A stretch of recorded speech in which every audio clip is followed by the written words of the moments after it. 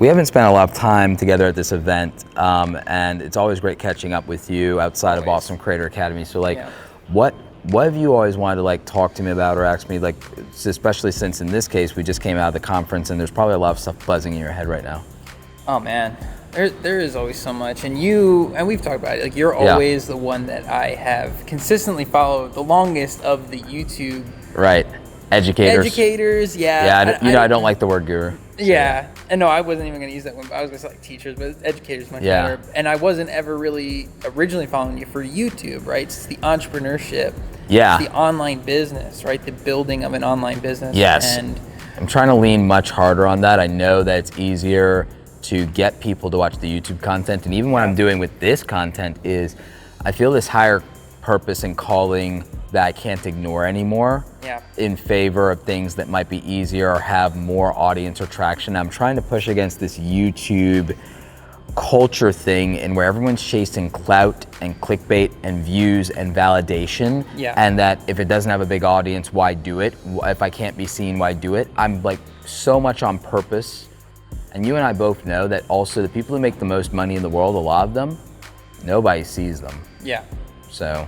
Yeah, for sure. So for me, it's like I get to these, and I've kind of, and we've talked about I've had this recent turn from like, oh, it's just going to be focused on passive income and building YouTube and doing those things to client services to build up faster, and then use that to now build the other things like a YouTube channel, like passive income. But that's what I did. Yeah. And that's why I did that start freelancing if you're broke video, is because that's my truth. Yeah. I might make a video titled "The Fastest Way to Make Money Online, No Gimmicks," or "No BS," because the truth is that client services and just working and putting in the sweat and the grind, and yes, it's still trading time for money, which is not gonna make you wealthy or rich, but it is the fastest way to dig yourself out of the hole. Yeah. And after you're out of the hole, other things become possible. Right, exactly. And so I'm at that point, but then I'm at this one where I'm actually getting to be in here. I volunteer a lot of events, so it takes up a lot of my time, so I don't get to sit down and hear you and hear Owen and hear everyone else talking in there. But you get me one-on-one now. I get you one-on-one here. I get you in Awesome Creator Academy. And that's the value of being in there, and I'm thankful for that. So being able to have that, but coming out of here, it's like, oh man, this is that desire to create and to grow that. But now you've got me here physically, and you've got me while things are fresh in your mind, because we just wrapped up the event. So so what's on your mind? Yeah, so essentially building dual businesses now, right? Yes. Like, so I'm building a done-for-you service, but I also got this YouTube channel that's a separate thing, the parenting channel, right? And it's grown. Like, I can't ignore the fact that you can't ignore that you grown. have a community, because you have a responsibility to them. And there is income coming in. Yeah. Right? So you can, if I just let it sit there, I feel like I'm wasting opportunity. But at the same time, I've got to focus on building this. So where is the balance? How do they work together, even though they're completely separate things? Do they? Some of it is efficiency and overlap, and you need to audit and you need to identify where they share resources and assets, so that you can then prioritize speed on the things that feed both. Right.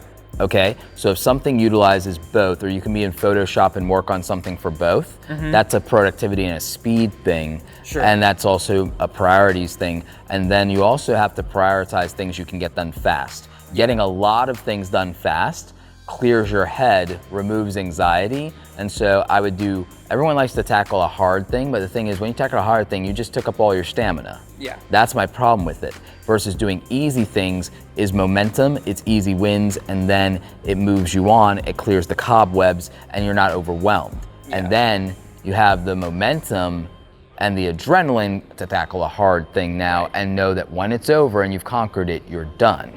Yeah. And so I would look at your task and start separating out that. I'd also look at calendar blocking a lot more, because that's super actionable. Our friend Amy talks about that, Amy Landino. And so I would do that.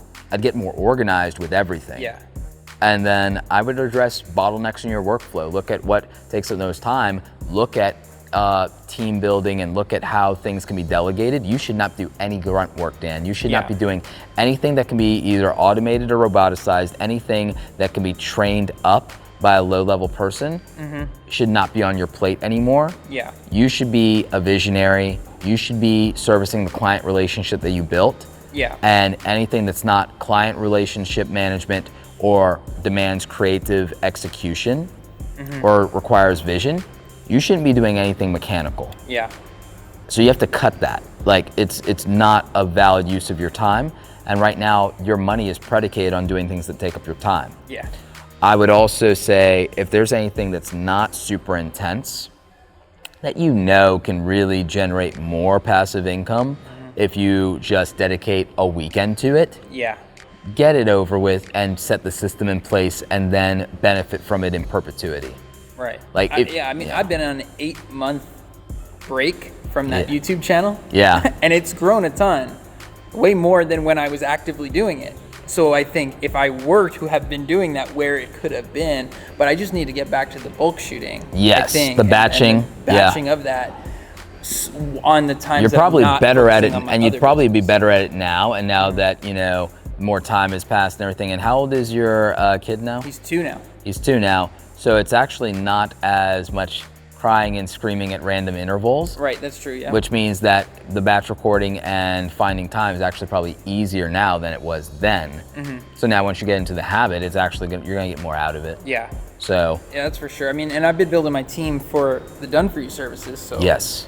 Even essentially almost like seeing the parent pacifier stuff as my own client, where I'm kids hand to an editor. Yeah. So that I'm not editing my video. Correct. So yeah, because there's no reason for you to do that because the style of that is not what the value proposition is. And I've already got the whole system down, so it's just like, just do it like these. Yeah, with YouTubers, a lot of them squander their time and they don't value their time because they convince themselves ego-wise that the value is the style and the edit. Yeah. When the value is actually the performance and actually the value is them and the value is whatever the title is and the thumbnail is.